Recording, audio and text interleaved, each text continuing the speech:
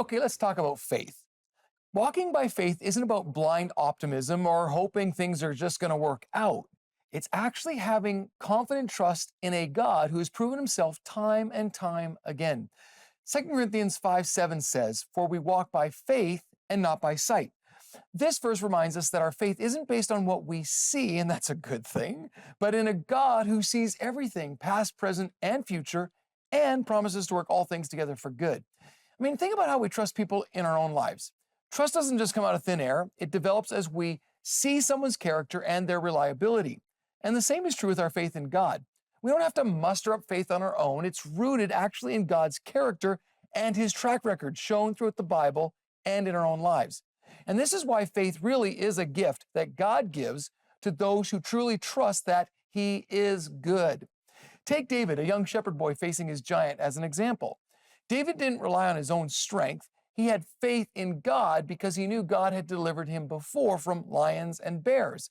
As he tells King Saul in 1 Samuel 17, "The Lord who rescued me from the paw of the lion and the paw of the bear will rescue me from the hand of this Philistine." See, his faith wasn't blind. It was grounded in God's proven power. And then there's Peter. He stepped out of a boat into the middle of a storm and walked on water. And that wasn't reckless optimism. See, Peter had seen Jesus heal the sick, perform miracles, and calm the storm before. His faith was built on who Jesus was and what he had already done. And here's the best part. The God who empowered David to defeat Goliath and Peter to walk on water is the same God who asks you to walk by faith right now. What God did for them, he can and will do for you and I. But true faith also requires action.